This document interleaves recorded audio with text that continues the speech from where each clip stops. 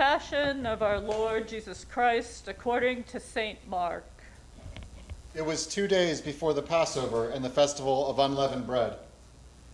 The chief priests and the scribes were looking for a way to arrest Jesus by stealth and kill him. For they said, Not during the festival, or there may be a riot among the people.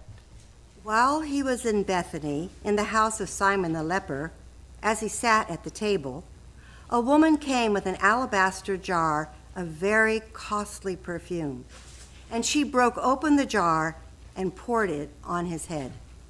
but some were there who said to one another in anger, Why was the perfume wasted in this way? For this ointment could have been sold for more than a year's wages, and the And money given to the poor. And they scolded her, but Jesus said, Let her alone. Why do you trouble her?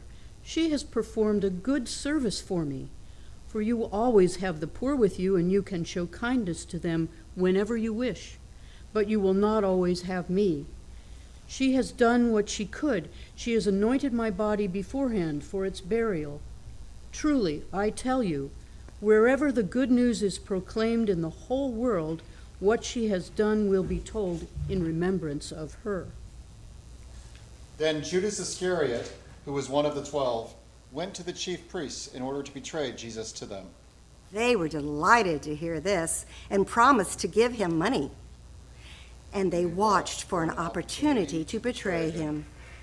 On the first day of unleavened bread, when the Passover lamb is sacrificed, his disciples said to him, Where do you want us to go and make the preparations for you to eat the Passover?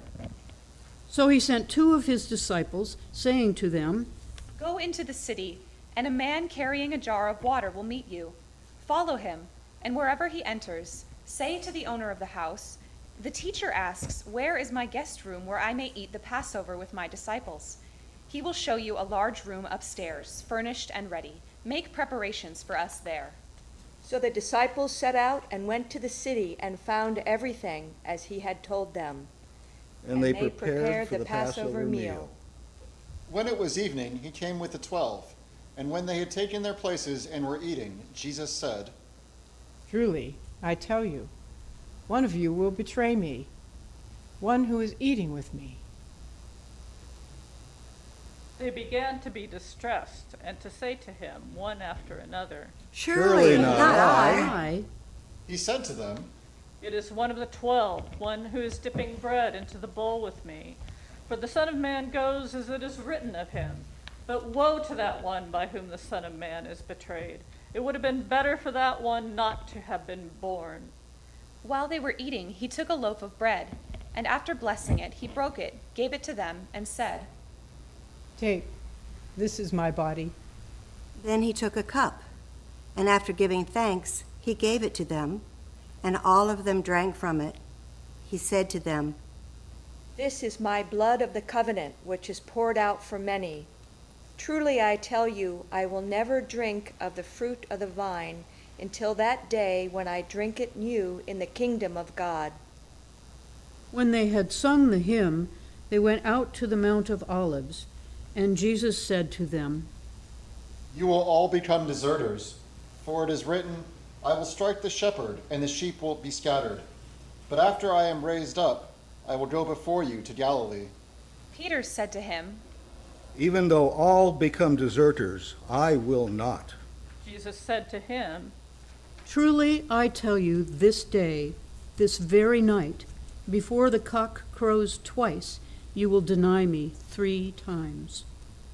But he said vehemently, Even though I must die with you, I will not deny you. and All of them said the same. They went to a place called Gethsemane, and he said to his disciples, Sit here while I pray. He took with him Peter and James and John, and began to be distressed and agitated. And he said to them, My soul is overwhelmed with sorrow to the point of death. Stay here and keep watch. And going a little farther, he threw himself on the ground and prayed that, if it were possible, the hour might pass from him. He said, Abba, Father, for you all things are possible. Remove this cup from me, yet not what I want, but what you want. He came and found them sleeping, and he said to Peter, Simon, are you asleep? Could you not keep awake 1 hour? Keep awake and pray that you may not come into temptation. The spirit indeed is willing, but the flesh is weak. And again he went away and prayed, saying the same words. And once more he came and found them sleeping, for their eyes were very heavy, and they did not know what to say to him. He came a third time and said to them, Are you still sleeping and taking your rest? Enough! The hour has come. The Son of Man is betrayed into the hands of sinners. Get up, let us be going. See, my betrayer is at hand. Immediately, while he was still speaking, Judas, one of the 12, arrived. And with him there was a crowd with swords and clubs from the chief priests, the scribes, and the elders. Now the betrayer had given them a sign, saying, The one I will kiss is the man. Arrest him and lead him away under guard. So when he came up, he went up to him at once and said, Rabbi. and kissed him. Then the men seized Jesus and arrested him. But one of those who stood near drew his sword and struck the slave of the high priest, cutting off his ear. Then Jesus said to them, Am I leading a rebellion that you come out with swords and clubs to arrest me? Every day I was with you in the temple teaching, and you did not arrest me. But the scriptures must be fulfilled. All of them deserted him and fled. A young man was following Jesus, wearing nothing but a linen garment. When they seized him, he fled naked, leaving the garment behind. They took Jesus to the high priest, and all the chief priests and the elders and the scribes were assembled. Peter had followed him at a distance, right into the courtyard of the high priest, and he was sitting with the guards, warming himself at the fire. Now the chief priests and the whole council were looking for testimony against Jesus to put him to death, but they found none. For many gave false testimony against him, and their testimony did not agree. Some stood up and gave false testimony against him, saying, We heard him say, I will destroy this temple that is made with hands, and in 3 days I will build another, not made with hands. But even on this point, their testimony did not agree. Then the high priest stood up before them and asked Jesus, Have you no answer? What is it that they testify against you? But he was silent and did not answer. Again, the high priest asked him, Are you the Messiah, the Son of the Blessed One? Jesus said, I am, and you will see the Son of Man seated at the right hand of the power, and coming with the clouds of heaven. Then the high priest tore his clothes and said, Why do we still need witnesses? You have heard his blasphemy. What is your decision? All of them condemned him as deserving death. Some began to spit on him, to blindfold him, And to strike him, saying to him, Prophesy! Then the guards took him and beat him.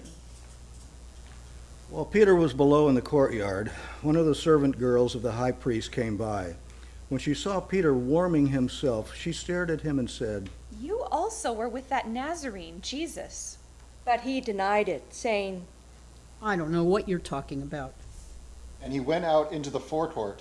Then the cock crowed, and the servant girl, on seeing him, began again to say to the bystanders, This man is one of them. but again he denied it. Then after a little while, the bystanders again said to Peter, Certainly you are one of them, for you are a Galilean. But he began to curse, and he swore an oath. I do not know this man you are talking about. At that moment, the cock crowed for the second time. Then Peter remembered that Jesus had said to him, Before the cock crows twice, you will deny me 3 times. And he broke down and wept. As soon as it was morning, the chief priests held a consultation with the elders and scribes and the whole council. They bound Jesus, led him away, and handed him over to Pilate. Pilate asked him, Are you the king of the Jews? He answered him, Yes, It is as you say. Then the chief priests accused him of many things. Pilate asked him again, Have you no answer? See how many charges they bring against you? But Jesus made no further reply, so that Pilate was amazed. Now, at the festival, he used to release a prisoner for them, anyone for whom they asked. A man called Barabbas was in prison with the insurrectionists who had committed murder during the uprising. So the crowd came up and asked Pilate to do for them what he usually did. Then he answered them, Do you want me to release for you the King of the Jews? For he realized that it was out of jealousy that the chief priests had handed him over. But the chief priests stirred up the crowd to have him release Barabbas for them instead. Pilate spoke to them again. Then what do you wish me to do with the man you call the King of the Jews? They shouted back, Crucify him! Pilate asked them, Why, what evil has he done? But they shouted all the more. Crucify him! Crucify him! So Pilate, wishing to satisfy the crowd, released Barabbas for them, and after flogging Jesus, he handed him over to be crucified. Then the soldiers led him into the courtyard of the palace. that is, the governor's headquarters. And they called together the whole company of soldiers. and they clothed him in a purple cloak, and after twisting some thorns into a crown, they put it on him. And they began saluting him. Hail, King of the Jews!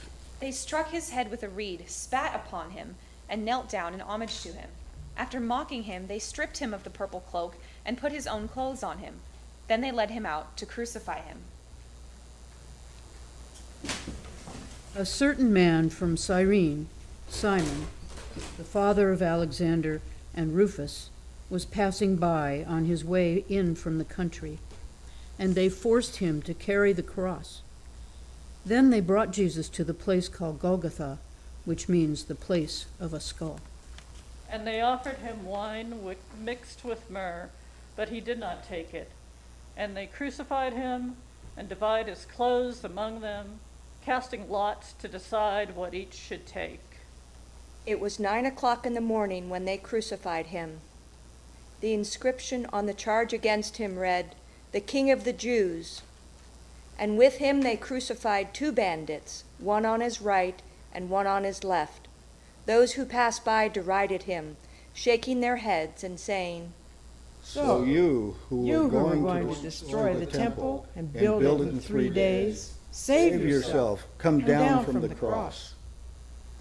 In the same way, the chief priests, along with the scribes, were also mocking him among themselves and saying, He saved others, he cannot save himself.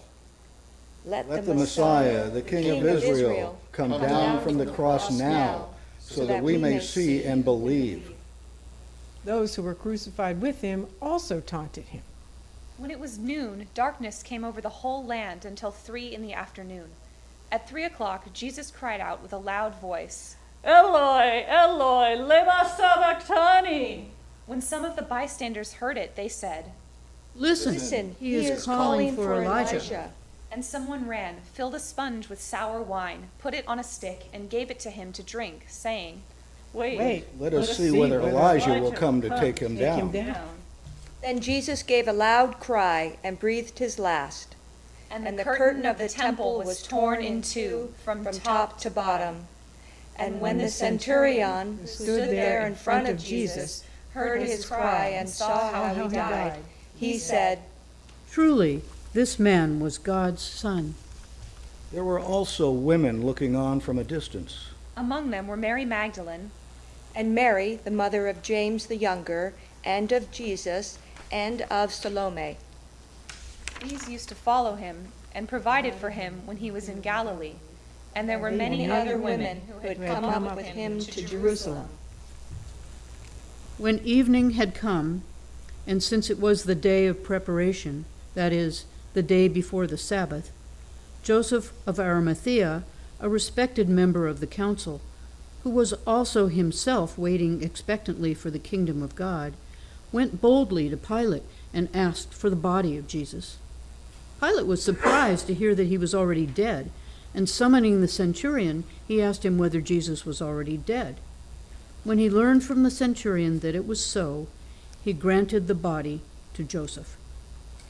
Then Joseph brought a linen cloth, and taking down the body, wrapped it in the linen cloth, and laid it in a tomb that had been hewn out of the rock. He then rolled a stone against the door of the tomb.